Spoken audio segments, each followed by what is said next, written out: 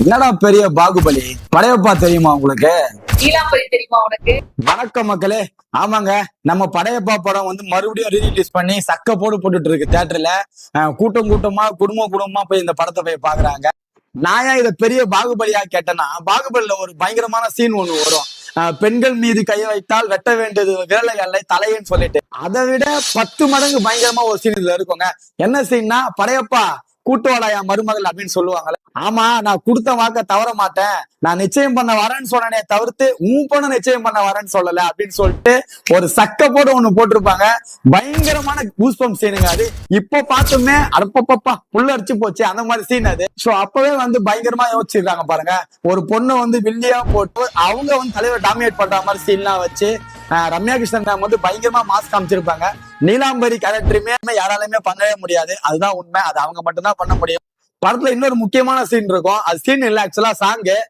நம்ம ரம்யா கிருஷ்ணன் மேம், அதாவது நீலாம்பரி மேம் வந்து படையப்பாவுக்கு வந்து ப்ரப்போசல் ஒண்ணு பண்ணுவாங்க அந்த பாட்டுலயே. அப்படியே நம்மால ஆப்போசிட்டா அதை வந்து ரிஜெக்ட் பண்ணி விடுவோம். இதெல்லாம் பயங்கரமா இருக்குங்க.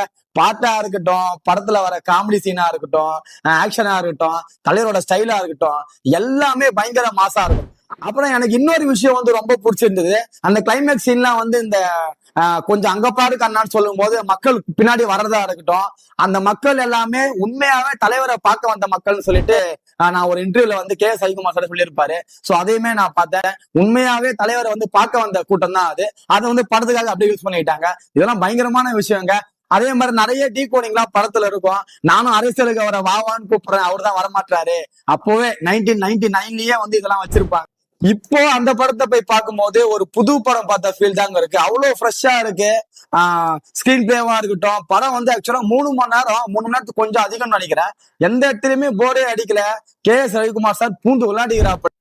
சோ இதுல முக்கியமா பிளே பண்ணிருக்கிறது 2 பேர் தான். நம்ம தலைவரும் ரம்யா கிருஷ்ணன் மேம் தான். நம்ம தலைவர் சொல்லவே வேணாம், ஸ்டைல்ல பட்டே கலைப்பிருப்பாப்பல. அப்பவும் சரி இப்பவும் சரி, காட் ஆஃப் ஸ்டைல். அது நம்ம யாருமே வந்து அடிச்சுக்கவே முடியாது. தலைவர் ஒருத்தருக்கு மட்டுமே சாத்தியம். தலைவா நீரோடி காலம் பல்லாண்டு வாழ்க.